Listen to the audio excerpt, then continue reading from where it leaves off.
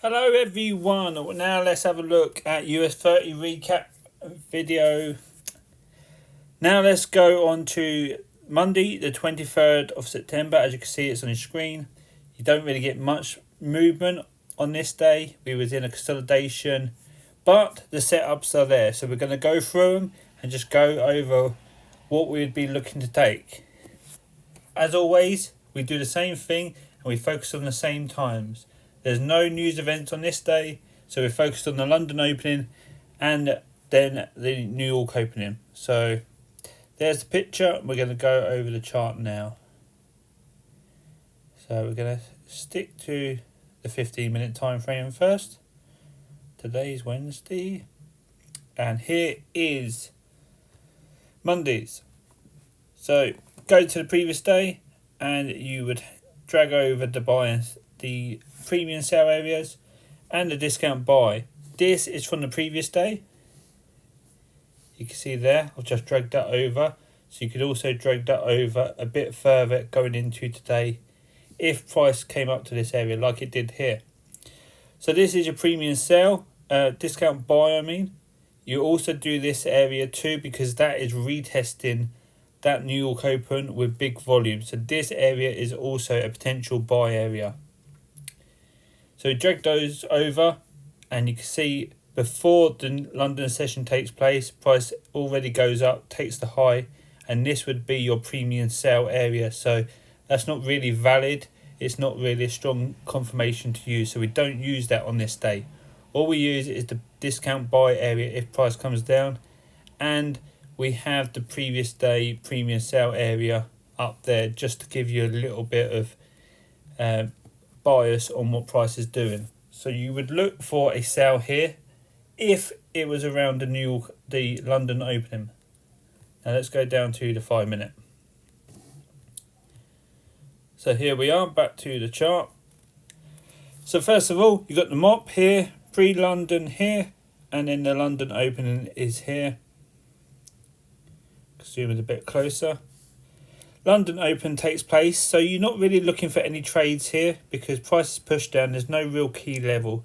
The closest key level here is your daily opening price here, but you can see on the opening candle we push straight through that. No kind of resistance or support at all. So there's no real trade at the London opening. You're far away from the potential buy and sell areas, so we pushed price down. And it clears the Asian session low, which is here. So this is where you'd start to look for a potential reversal. Let's say you got a stop loss hit here. Then price continues down, nice impulse move candle, and takes this low area of liquidity. This is yesterday's New York opening.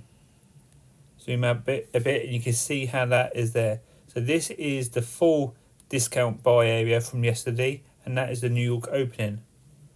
So we are now within a discount buy area and retesting the New York opening. So if you see that start rejecting off that level, then it is good confirmation for a buy. This would have even been a 1-minute entry. And you're just looking for a bullish move up to retest the London opening level at least, because it's going to retrace to the London opening, either use it as support to continue down, hit resistance I mean, or it push through and then continue towards the upside. So this is a valid buy setup, very clean, very straightforward. You just wait for the drop to happen all the way to some sort of resistance or support. Got the liquidity grabs and you got the discount buy area. So that's a nice clean buy for the London opening. Then we go into the New York opening. So by this time, you would have only took that buy if you was focusing on the London opening. Now we go into the New York opening. As prices here, let's zoom in a bit. The pre-New York is here, high volume time is here, and then you got the New York opening here. So at this level, the easiest setup would be, we are now in that past premium sell area. You have liquidity here, which was the downwards move. And you also have previous daily high here, which is from that high there. as you can see here. So it wasn't from Friday, it was from Thursday. So this is Thursday's high, so it's taking a past daily high. Pushes up, clears this liquidity pool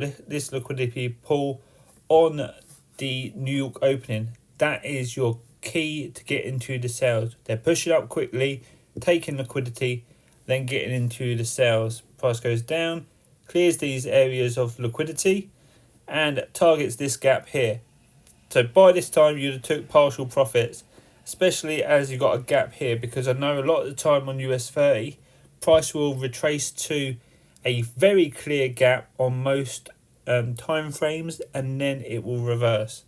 So you would definitely take partial profits by the time you got down here.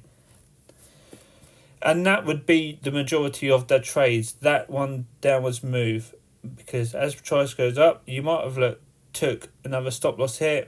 Let's say you started to sell from here because you saw it retesting the London opening and these pre-New York openings.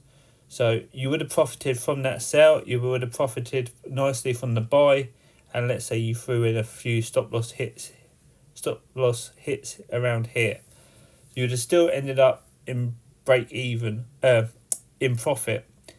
The key is not to overtrade, because like this price action here, you would have profited off the sell, made good profit on the buy, and then going into here, you'd have been looking for a sell from the New York opening retest, and then you could have got knocked out on one of these wicks along here, and then that's when the stress kicks in. You start to figure out what's actually happening.